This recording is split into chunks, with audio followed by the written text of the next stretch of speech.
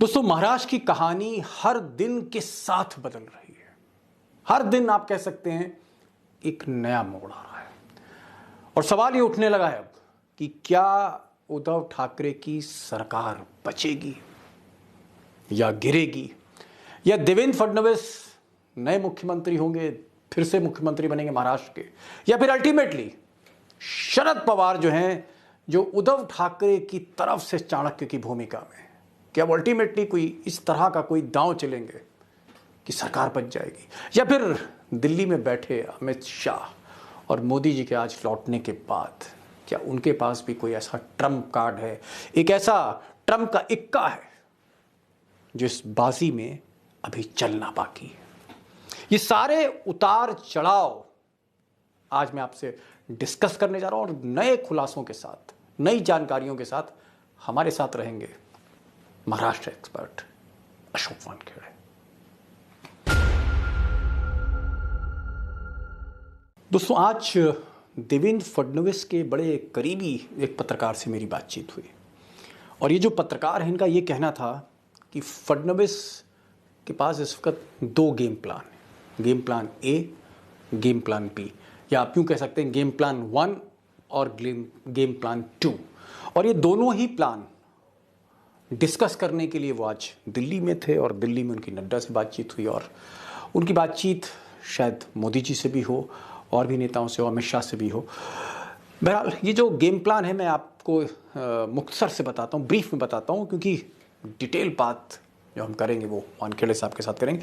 पहले game plan 1 समझ लेते हैं। गेम प्लान 1 ये है बीजेपी का कि शिंदे साहब जो हैं वो मुंबई आएंगे एक आध दिन में। हो सकता है वो सैटरडे को आएँ, हो सकता है वो कल आ जाएं, लेकिन एक आध दिन में वो मुंबई आएंगे और मुंबई आकर वो गवर्नर कोश्यारी साहब से मिलेंगे और उनसे फ्लोर टेस्ट की बात करेंगे कि शक्ति प्रदर्शन जो है, शक्ति परीक्षण सदन के अंदर हो। एक प्लान ये है और दूसरा प्लान जो है वो ये है कि हो सकता है कि शिंदे बाहर रहें और देवेंद्र फडणवीस वही गवर्नर से मिलें और फ्लोर टेस्ट की मांग करें।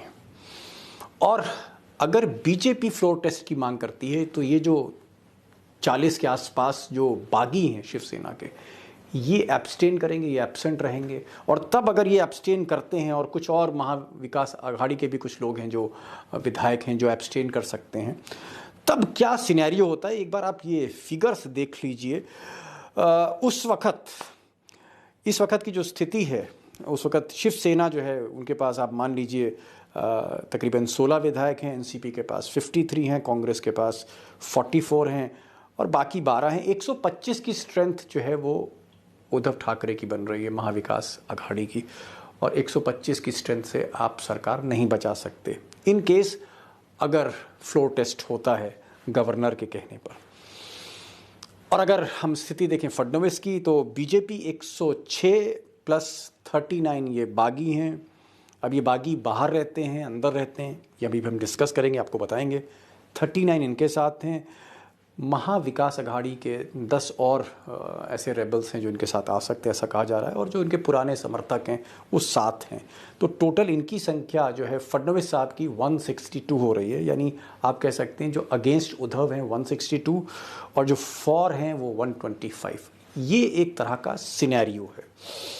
अब ये जो सिनेरियो है कहीं ना कहीं सुप्रीम कोर्ट के दखल के बाद, सुप्रीम कोर्ट के अंतरिम आदेश के बाद, और ईडी और सीबीआई और इनकम टैक्स, इन्होंने जिस तरह से गर्दनें पकड़ रखी हैं शिवसेना के विधायकों की, इन सारी स्थिति के बाद कहीं ना कहीं फडणवीस उनके चेहरे पे धीरे धीरे तेज आ रहा है। अब ये जो तेज आ रहा है इसके पीछे क्या है? क्या उनको आश्वस्त कर दिया गया है कि कहीं ना कहीं सारी एजेंसियां उनके पीछे हैं, मोदी जी का आशीर्वाद है, शाह साहब का आशीर्वाद है, और सरकार गिराने में हो सकता है फडणवीस कामयाब हो जाएंगे। लेकिन इतना आसान रास्ता नहीं है, क्योंकि बीच रास्ते में शरद पवार भी हैं। अब ये क्या स्थिति है, एक बार बात कर लेते हैं महाराष्ट्र के हमारे एक्सपर्ट अशोक वानखेड़े जी से, जो बेहद खुलकर बोल रहे हैं, अंदर की खबर लेके आ रहे हैं, और मुझे नहीं लगता है कि शायद उनसे ज़्यादा बेखौफ, निर्भीक, निडर महाराष्ट्र के इस मुद्दे पर कोई और पत्रकार देश में है? अशोक भाई, ज्यादा आपका समय नहीं लूंगा। दो चीजों पे बात चल रही है आज। देवेंद्र फडणवीस की नड्डा से मुलाकात हो रही है, अमित शाह से बात हो रही है, मोदी जी का इंतजार हो रहा है कि वो जर्मनी से यूएई और यूएई से वो कब हिंदुस्तान लौटते हैं, उसके बाद रणनीति होगी। लेकिन जो प्लान है वो ये है कि कहीं ना कहीं सुप्रीम कोर्ट ने जिस तरह की राहत दी, उस राहत के बाद ऐसा लग रहा है कि अब फडणवीस फिर से तैयारी कर रहे हैं। एक बार फिर से गवर्नर उनका, केंद्र सरकार उनकी, पैसा उनके साथ, कॉरपोरेट उनके साथ, सारी चीजें उनके साथ, और अदालत का फैसला भी कहीं ना कहीं उन्हीं के साथ है।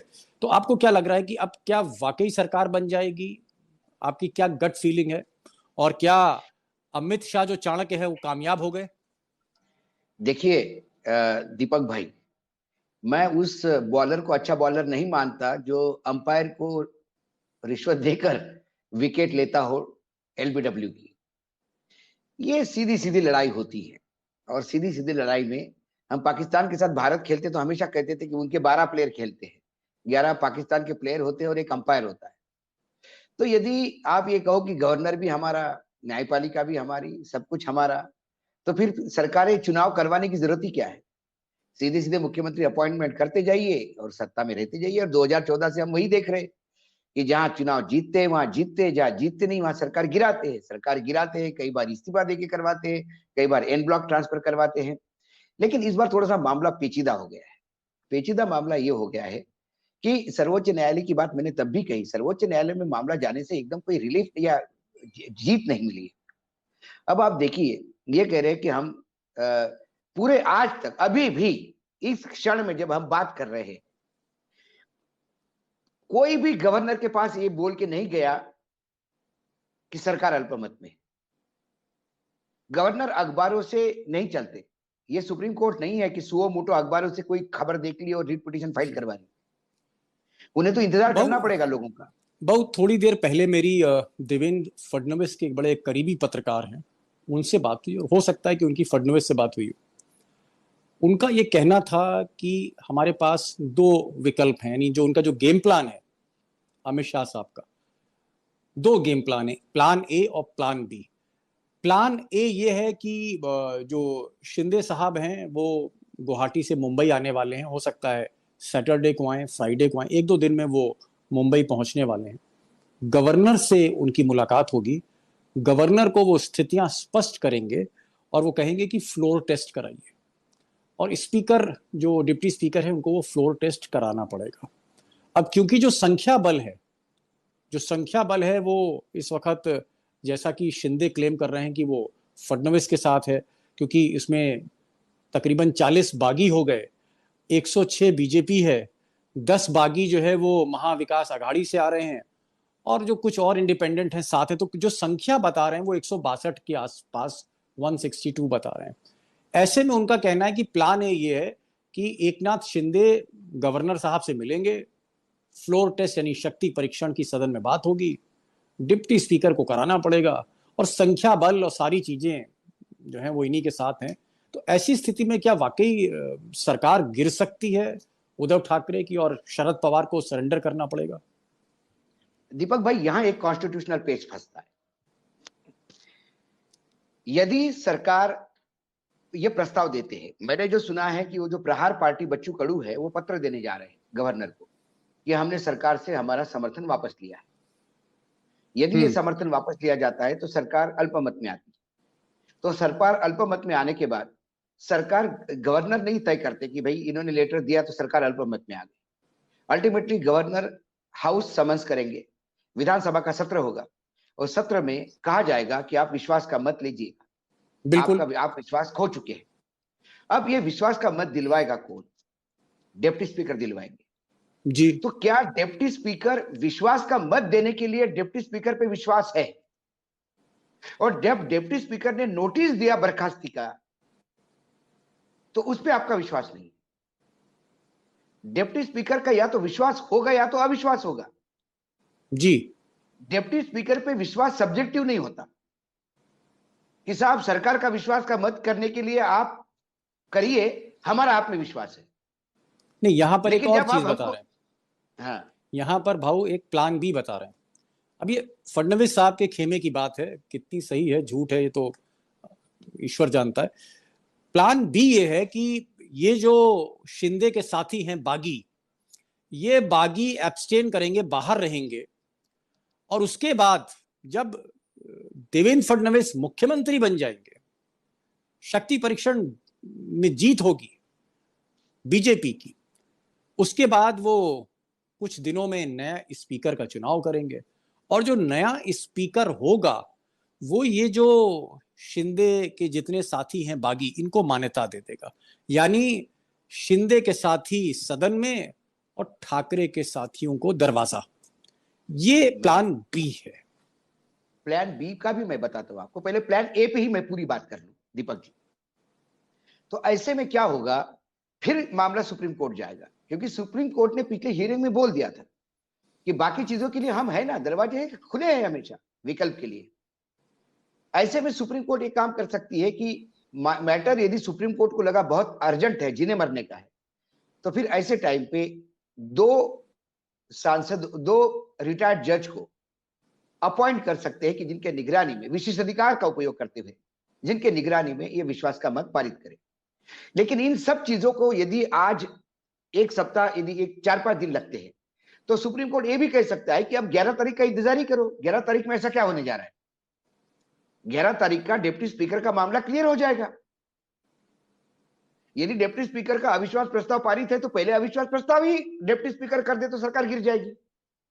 इसमें विश्वास का मत का बाद में ही आ जाता है जी। तो कई अभी पेच फंसे हैं। दूसरी बात, प्लान बी, यदि ये 50 लोग अपसेंट रहे तो, हाँ, एब्सटेन करते हैं, एब्सेंट रहे। एब्सेंट, तो मैंने आपको पहले भी कहा था कि यदि बीजेपी के पास 113 लोग हैं, जो एनडीए की वर्तमान में जो अभी है उनके पास 113 है, 113 को मेजोरिटी में आने के लिए सदन की स्ट्रेंथ जो है वो 125 चाहिए, 225 चाहिए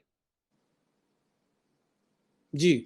जब सदन की स्ट्रेंथ 225 होगी तो फिर 113 वाले बहुमत में आएंगे जी। फिर वो मध्य प्रदेश कर्नाटक का हिसाब होगा।